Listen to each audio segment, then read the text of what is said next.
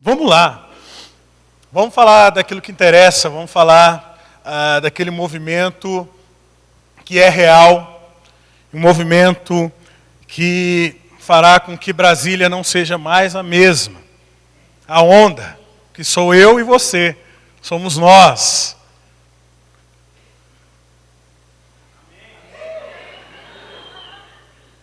E quando eu falo, o movimento que Brasília não vai ser mais a mesma, somos nós. Aí, cri, cri, cri. Vou tentar de novo, hein? Vamos ao que interessa. Vamos falar de um movimento que é real e que Brasília nunca mais será a mesma. Esse movimento somos eu e você, somos nós. A onda.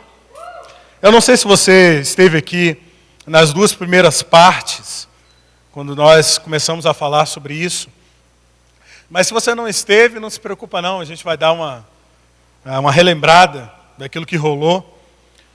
Nós começamos a refletir, a meditar sobre sermos a onda, esse movimento que de fato trará um impacto não só para a comunidade aqui das 407, 8, ou setor de clubes, ou ali Águas Claras, mas Brasília inteira. Nós começamos a refletir sobre isso, criando uma analogia. O pastor Pedro, ele criou uma analogia a partir da definição do que é onda. Então vamos relembrar um pouquinho das duas primeiras partes, relembrando também a definição. Uma onda é um pulso energético. E nós vimos que esse pulso, dentro da nossa realidade como igreja, é o amor de Deus. O amor nos move, o amor nos inspira. Mas não é qualquer amor, não é um amor que eu possa produzir, não é um amor que possa fluir de mim, mas que só pode vir de Deus. Nós vimos aqui um pouco dos 4 amores, né, do C.S. Lewis. E vimos que esse amor é um amor divino, ágape, perfeito, que não só nos envolve, mas nos impulsiona, nos transforma para transformar vidas. É esse amor que é o pulso energético da onda, que somos nós. Então a onda é um pulso energético que se propaga através do espaço ou através de um meio. E aí, na segunda parte, nós vimos que esse meio pelo qual o pulso, a energia se propaga, é a nossa unidade. Somos nós como um só. Não só um ajuntamento de indivíduos, mas a nossa união. Sermos um só. E vimos na oração de Jesus que é dessa união, nessa unidade, que o mundo conhecerá a Jesus Cristo. Nós vamos fazê-lo conhecido dessa forma, através da nossa unidade. Por isso precisamos ser um. Bom, até aí tudo bem. E aí, essa semana, fui conversar com Pedro a respeito dessa terceira parte, que na verdade ela fecha o conceito, essa analogia, a partir dessa definição. E o Pedro me falou aquilo que acho que todo pastor anseia ouvir, né? Que é fique à vontade. E aí ele, cara, fica à vontade, aí meu coração já foi se acalmando. Mas aí ele falou, mas seria tão legal a gente fechar a definição falando sobre essa velocidade definida, que eu não faço ideia do que seria essa velocidade definida. Aí eu fiz um poker face, com um leve sorriso aqui do lado direito, para não dar tão na cara o meu desespero. E ele continuou falando, e a pergunta é, o que eu vou falar de velocidade definida? O que eu vou falar, mano? Aí tudo bem, continuamos a conversar e tal, até surgiram umas ideias legais. Mas aí eu senti a necessidade de algo que eu não costumo fazer muito. Mas nesse caso eu tive que recorrer a isso, de buscar dentro de mim, no mais profundo do meu ser, o nerd que há em mim. Aí eu puxei a calça aqui, coloquei a camisa para dentro, coloquei umas canetas aqui, parti o cabelo, peguei o meu óculos quebrado, coloquei ele e falei, agora sim, Deus, fala. E aí Deus falou, cara. O que seria então essa definição? Essa velocidade definida? Cadê o conceito? Antes. Aí. Vimos que o pulso energético é o amor de Deus, não é qualquer amor, é o ágape, é o perfeito, é o que transforma e nos faz transformar vidas. Vimos que o meio é a nossa unidade, sermos um, e através dessa unidade Cristo se torna conhecido. Mas dentro dessa analogia, o que é essa velocidade? E aí, suscitando em mim esse lado nerd, fui para a fonte. Voltei lá para o Wikipédia, que o Pedro tinha ido, fui na fonte. E aí lá eu descobri algo fantástico, cara. Algo que traz todo o sentido para essa analogia e essa definição que estamos montando aqui, como o que é a onda. E lá traz uma informação interessante sobre essa questão da velocidade, que essa velocidade é definida de duas formas. Primeiro, ela é definida pela relação de distância e tempo. Eu acho que todo mundo conhece isso. Velocidade, distância, tempo, quilômetros por hora. E essa questão de distância, tempo, espaço definido, fez que me remeteu a uma outra analogia que acho que isso tem a ver com propósito. Falar de espaço, tempo, distância, tempo, tem a ver com propósito. E o propósito não é outro senão conhecer a Jesus e fazê-lo conhecido. E como nós temos trabalhado muito bem essa questão do fazê-lo conhecer a Jesus e fazê-lo conhecido, eu me concentrei na outra definição sobre a velocidade.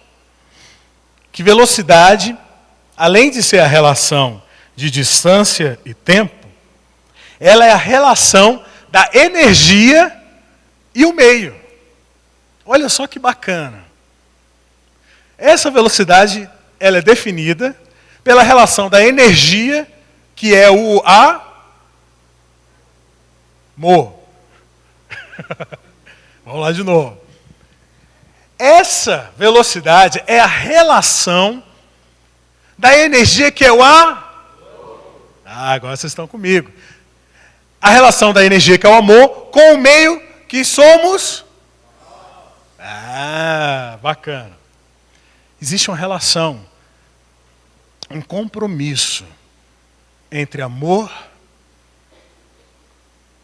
e entre nós. Há um compromisso entre a energia e o meio. O comprometimento dessas partes irá definir o impacto da onda. Qual a relevância que essa onda terá, seja entre jovens, seja só nessa comunidade, seja em Brasília, seja no mundo. O que irá definir o impacto, a relevância sobre as nossas ações, sobre as nossas atitudes, é o comprometimento dessa relação entre energia e meio, entre o amor e a nossa unidade.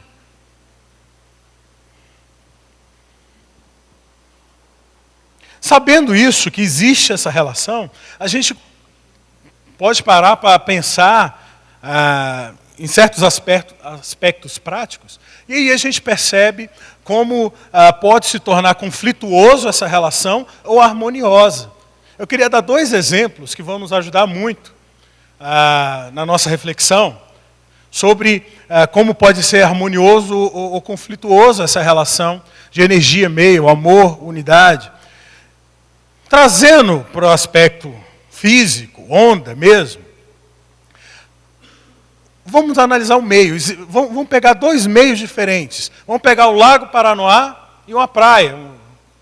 Praia de Ponta Negra, em Natal. A gente viu, o Pedro falou aqui, quando ele falou sobre o pulso energético, tá, que o pulso energético da onda, que faz a onda do mar ser onda do mar, é o vento. Mas aqui em Brasília também tem vento. Não é verdade? Por que o Lago Paranoá não tem onda então, mano? Né? Tá cheio de surfista do Lago Paranoá aqui. Por que o Lago Paranoá não tem onda? É por causa do meio. Eu não sei explicar exatamente o porquê. Talvez, sei lá, o senhor Gota, que corrigiu Pedro, tem uma definição mais plausível do que a minha. Eu não sei explicar, mas eu só sei que o meio influencia, porque o vento é o mesmo. Tem vento aqui, tem vento lá.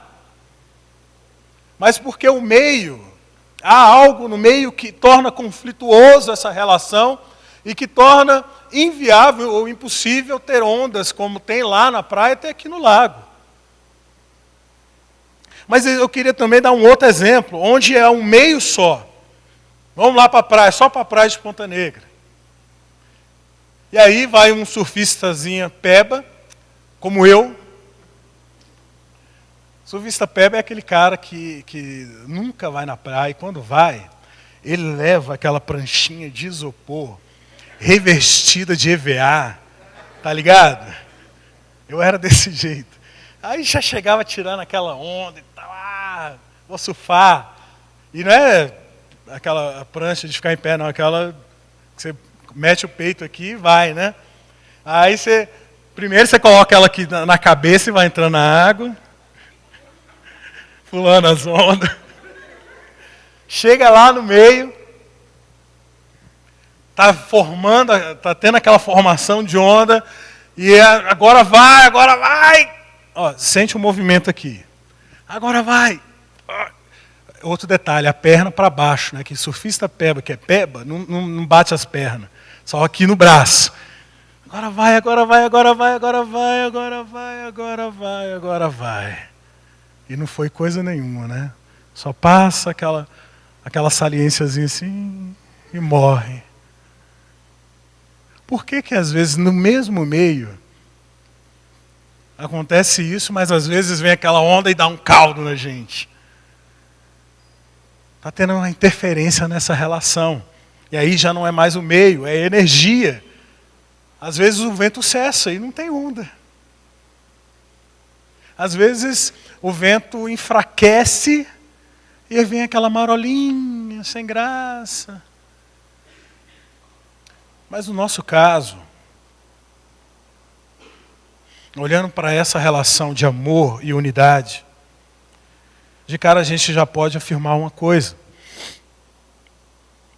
Nessa relação a energia não falha. O amor não falha. O amor não enfraquece. O amor é perfeito. O amor é fiel a esse compromisso dentro dessa relação. A Bíblia nos garante isso. Existe um texto lá de Tiago 1,17, você pode abrir isso depois, mas Tiago declara que toda boa dádiva, todo dom perfeito vem do alto, descendo do Pai das luzes, que não muda, como sombras inconstantes. Essa é uma de tantas afirmações que a Bíblia nos dá, que nos garante que nessa relação entre o amor de Deus e nós, como um só corpo, esse amor nunca vai falhar nessa relação. Esse amor nunca vai enfraquecer. Esse amor permanecerá fiel a essa relação. Mas ao passo que nós temos essa convicção e essa paz de saber que esse amor não falha, o que a Bíblia pode garantir em relação a nós, como corpo, comunidade? O que nós podemos aprender e dizer sobre o nosso comprometimento dentro dessa relação? Para nos ajudar, eu separei uma história da Bíblia, estive pensando nela. Uma história interessantíssima, na verdade é um diálogo entre Jesus e um homem. Essa história está no Evangelho de Marcos, aliás, ela está em todos os evangelhos sinóticos, Mateus, Marcos, Lucas. Mas nós vamos estar nos debruçando um pouco sobre Marcos. Marcos capítulo 10. Se você não tem a Bíblia, se você tem a Bíblia no celular, que dá para ler no escuro, abre aí. Clica aí no aplicativo em Marcos 10. Enquanto você está abrindo a sua Bíblia, deixa eu contextualizar um pouco essa história. Antes de começar, antes de se ter esse diálogo, Jesus estava com a multidão, estava com um grupo de pessoas, ensinando, trazendo cura, libertação, enfim. E aí há um grupinho ali de crianças que tentam se aproximar de Jesus. E crianças, você sabe como é que é, não é assim de uma maneira formal. Jesus, tudo bem? Não. Cadê Jesus? E tal. Criança é assim. E tem que ser assim mesmo. Então, aquele grupo de crianças se aproxima de Jesus. Provavelmente ele estava ensinando nessa hora, porque os discípulos simplesmente repreendem aquelas crianças. Sai fora, moleque. Quando Jesus viu isso, ele ficou indignado, cara. Mandou que trouxesse as crianças. E diante daquele povo, ele falou, olha só. Quem não recebeu o reino de Deus, como essas crianças, não será digno e não entrará no reino. Então acontece isso e está aquele homem, esse homem que eu quero falar sobre ele, olhando essa cena. Esse homem, Mateus, quando fala dessa história, ele fala que é um jovem. Lucas, quando fala dessa história, ele fala que é um príncipe. Então vamos considerar que é um jovem príncipe, um jovem abastado, de boa família, com muitos bens. E esse jovem olhando Jesus ali, repreendendo seus discípulos, falando que quem não recebeu o reino, como as crianças, não pode entrar nesse reino.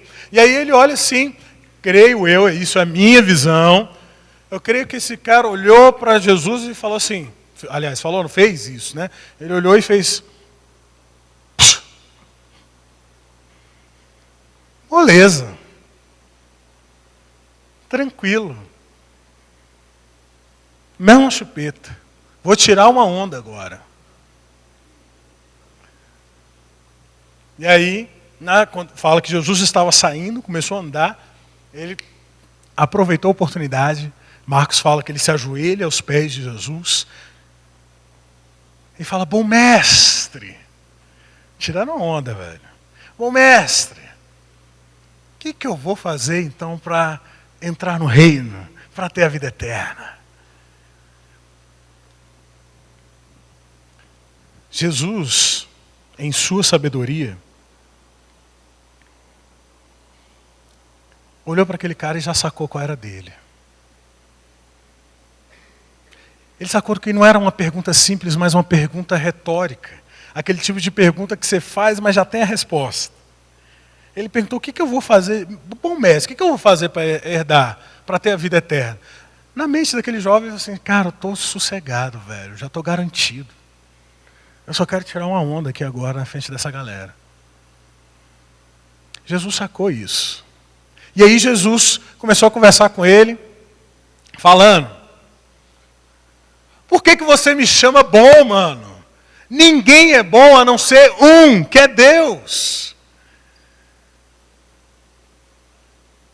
O camarada fala, bom mestre, o que eu vou fazer para herdar a vida? E Jesus, cara, por que você está me chamando de bom?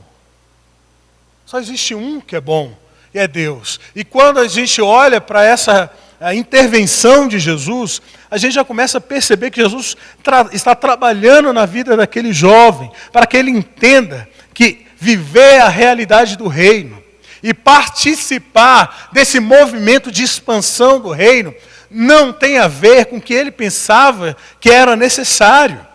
E Jesus então começa a desconstruir o pensamento, os ideais, as convicções daquele jovem. E ele fala, cara, por que você está me chamando de bom? E aí a gente já percebe uma coisa sobre compromisso aí. Não tem como se comprometer com amor sem conhecer aquele que é o próprio amor.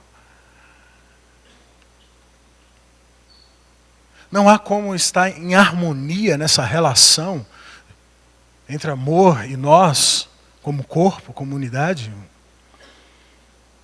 se eu não conheço quem é o amor, quem é a fonte do amor. Aquele cara não tinha a menor ideia. Ele não sabia o que era amor. E Jesus já joga na cara dele, fala, mano, você não sabe do que você está falando. Você não conhece. E falar e comprometer-se com aquele que é um amor, é falar de um comprometimento com aquilo que é essencial. Um movimento que não se identifica com o amor, ele pode gerar admiração e pode inspirar para aquilo que é certo. Mas um movimento que é aliançado com amor, gera sentido de vida e inspira para a vida. Vou repetir para você entender. Um movimento sem esse comprometimento, sem esse conhecimento, sem essa intimidade com Deus, pode gerar admiração e inspirar as pessoas para aquilo que é certo. Ou seja, está no campo da ética. Ah, isso é bonito, isso é certo, isso é bacana. Mas só um movimento aliançado com Deus, sabendo quem Ele é e vivendo aquilo que Ele é em nós, pode gerar sentido de vida e inspirar vida em outras pessoas.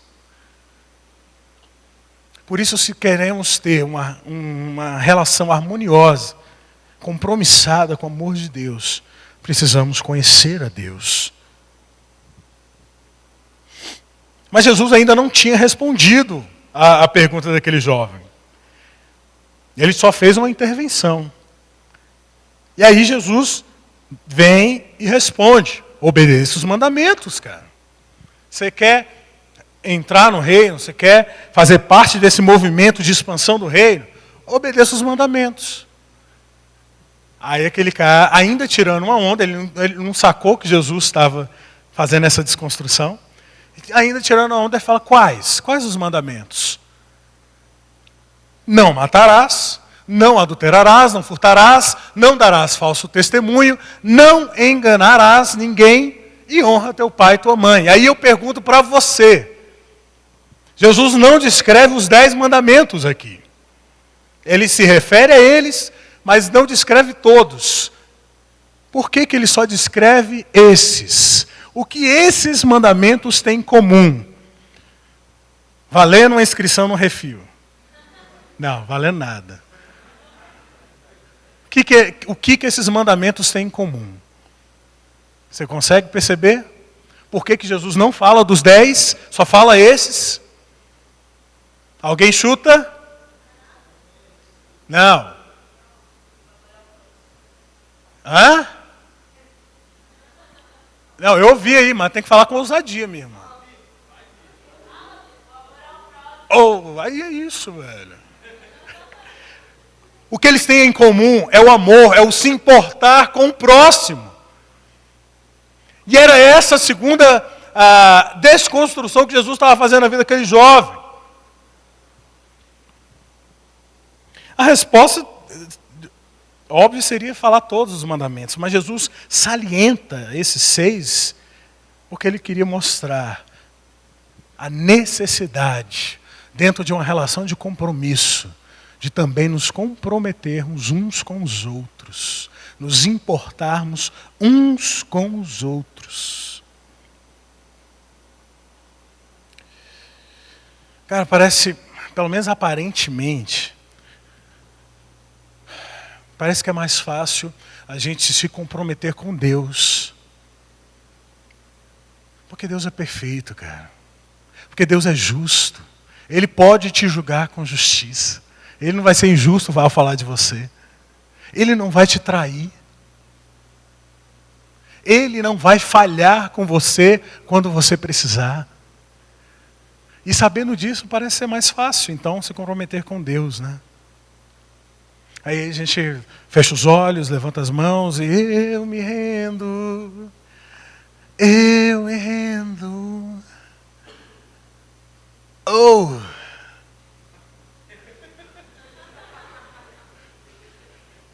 Aí fica mais fácil falar de se render, de se entregar, de se comprometer com Deus, né? Mas quando é com alguém que pode te trair, que muitas vezes pode ser injusto com você, e quando você mais precisa, ele pode falhar com você. É mais difícil, né? Porque eu não estou falando, e Jesus não estava falando, de um compromisso qualquer, mas um compromisso de vida. Não é fácil. Aliás, alguns dizem que é utópico esse tipo de compromisso, de identificação com o outro. Alguns vão dizer que é impossível. Mas é o que a Bíblia nos impulsiona a fazer. Nos importarmos uns com os outros. E para termos essa relação harmoniosa entre o pulso energético, que é o amor de Deus, e o meio, que é a nossa união, é vital para essa relação, que além de nos comprometermos com Deus, conhecendo quem Ele é em nós, nos comprometermos também uns com os outros. E aí você me pergunta, que nível de comprometimento é esse? E aí eu te respondo que o parâmetro para isso é a cruz. O nível de comprometimento que você deve ter com o seu irmão é esse. A cruz é o paradigma, é a referência. O próprio Jesus fala, né, com seus amigos, em João 15, que o maior amor é aquele que dá a vida ao próximo, aos seus amigos. Não há maior amor do que esse. Esse é o referencial.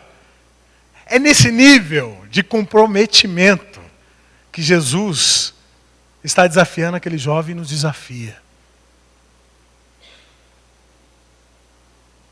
Quando Paulo fala isso, sobre a cruz e sobre a importância dela ao povo de Corinto, ali na primeira carta, se não me engano, no capítulo 3, ele fala que os sábios desse mundo, quando escutam isso, nos consideram loucos.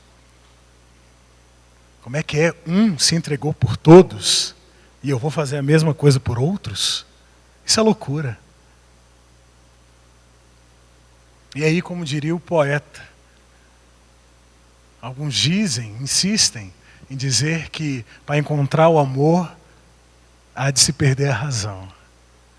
Mas para quem tem pensamento forte, o impossível é só questão de opinião.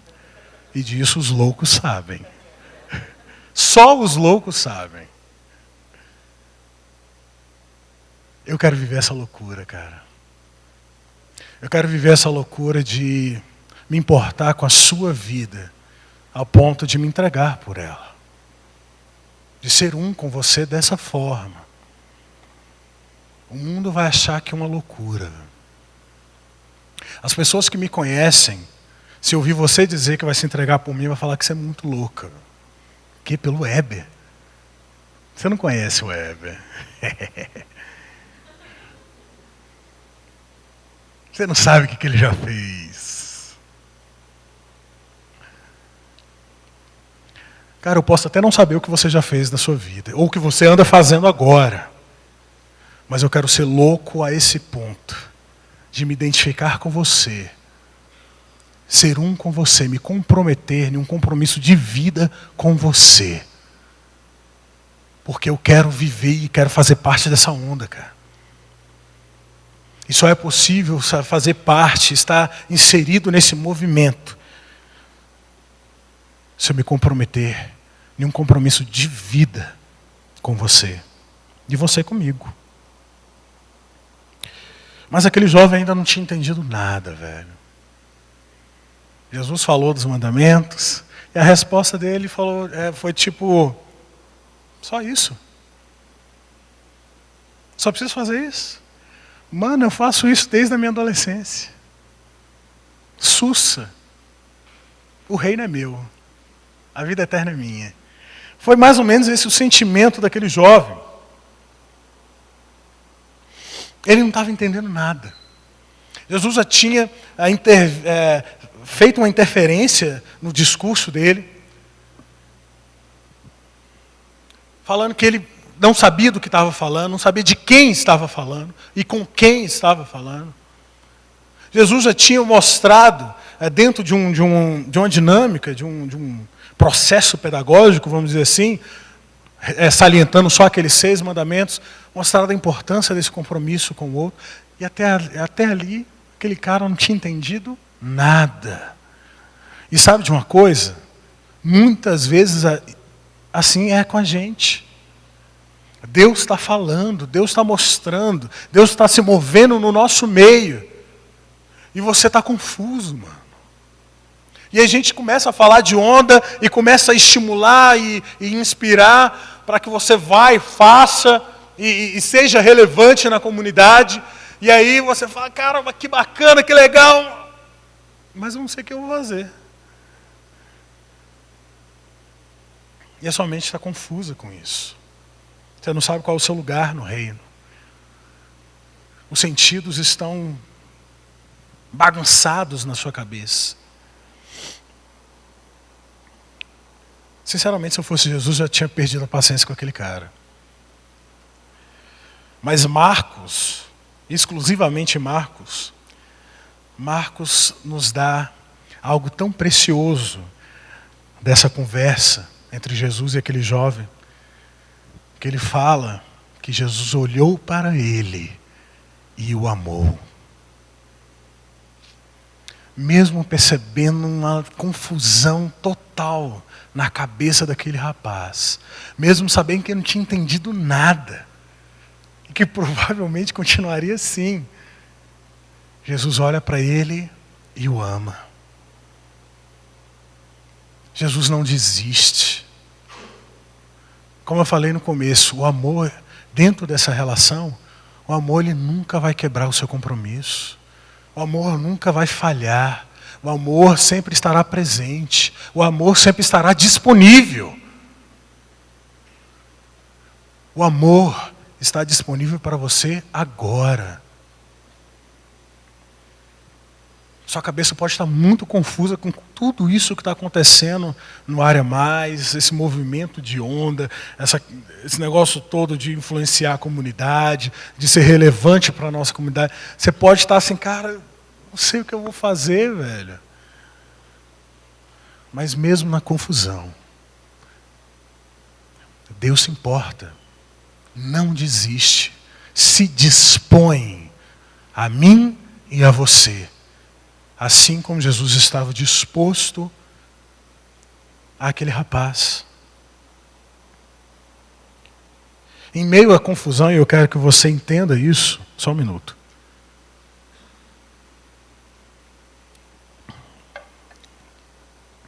Eu quero que você entenda que mesmo em tempos difíceis, você pode estar passando por um agora mesmo, o amor nunca vai falhar. Sempre estará presente. E como diria um dos primeiros memes da internet brasileira, Deus é amor, mas é justiça. Vocês conhecem esse meme? Do Moshe. Só os velhos, né? Só o Silas riu, cara. Só o cara da minha idade riu. Eu sou tão velho que até os memes da internet são velhos. Só eu e o Silas entendeu. Deus é amor, mas é justiça. Jesus foi justo com aquele rapaz e foi direto ao ponto. Jesus fala para aquele cara, mano, vamos fazer o seguinte. Vende tudo que você tem. Com esse dinheiro, dá aos pobres. E me segue, vem comigo, vem na onda. Vamos no movimento. Em outras palavras, Jesus escancarou então a realidade para aquele cara. Velho, se você realmente quer fazer parte deste movimento de expansão do reino, se você quer estar inserido nisso, se comprometa com mais nada nessa vida a não ser com isso. Que isso seja o seu sentido de vida, que você possa respirar isso, que você possa viver isso, que você possa sonhar isso, que você possa ambicionar isso e nada além disso. Era mais ou menos isso que Jesus estava gritando já para aquele rapaz. Existe um testemunho de um jovem também, ministro de louvor, Asaf, está em Salmo 73, que viveu essa confusão na vida dele. Ele olhou para o mundo, teve inveja do mundo e falava, mas o ímpio tem saúde, tem dinheiro, tem boa fama, tem tudo, eu não tenho nada. E aí ele cai nessa tentação, ele fala que os pés dele tropeçaram nessa tentação, mas tão logo ele entra na presença do Senhor, e a glória do Senhor enche aquele lugar, e ele fala, mas o Senhor sempre esteve comigo. E Asaf entende qual é o fim daqueles que põem o seu sentido de vida nas coisas, nas circunstâncias. Ele fala que o ímpio herdará as suas próprias conquistas. Mas essas conquistas são como orvalho que logo se passa. Se o seu sentido de vida, se a coisa que mais enche o seu coração, por exemplo, é passar num concurso, isso é muito comum aqui, entre os jovens de Brasília. Beleza, passei, fiquei lá, me aposentei naquele lugar. Em outras palavras, Asaf está falando que a sua herança eterna é só aquilo. Quando aquilo acabar, acabou a sua herança. E é mais ou menos esse o sentido que Jesus está trazendo para esse jovem. E quando Asaf descobre isso, ele faz uma das declarações mais bonitas e conhecidas, uma das poesias mais conhecidas da Bíblia, que ele fala, a quem tenho eu no céu além de ti? E não há na terra alguém que eu desejo além do Senhor, porque o Senhor é a minha herança eterna. Pode os meus pés vacilarem, mas o meu coração sempre estará com o Senhor. Era isso que Jesus esperava ouvir daquele jovem. Mas não foi isso que aconteceu. O que aconteceu aqui, diante dessa realidade, ele ficou abatido, afastou-se, e afastou-se em tristeza. Deus nos chama para um compromisso exclusivo com Ele. Um compromisso dentro dessa relação que tem a ver com Ele, não com nós. Tem a ver com sonhos e propósitos que estão no coração dEle. Aquele jovem não conseguia suportar essa verdade. Porque ele estava aliançado com as circunstâncias, com seus bens. E diante disso, ele simplesmente abaixa a sua cabeça e vai embora. Sinceramente, eu espero que esse não seja o caso de ninguém aqui. Porque no meu coração, e eu tenho orado por isso, é que você entenda que nessa relação, onde há um comprometimento entre o amor e um comprometimento entre nós como corpo, como um só corpo, nessa relação há o sentido da nossa existência. Eu estava compartilhando essa semana, compartilhei com o pastor Felipe, uma reportagem da BBC, não sei quantos viram, ou leram, que hoje, entre jovens de 15 a 29 anos, no mundo, a segunda coisa que mais mata é o suicídio. Superou o HIV, passou na frente do HIV, só está atrás dos acidentes. É a segunda maior causa de morte entre jovens no mundo, é o suicídio. pessoas que perderam o seu sentido de vida. Eu não sei o que você pensa de suicídio, mas eu penso que é uma luta pela vida, pela não vida que tem, se luta pela vida que para eles ainda não existe.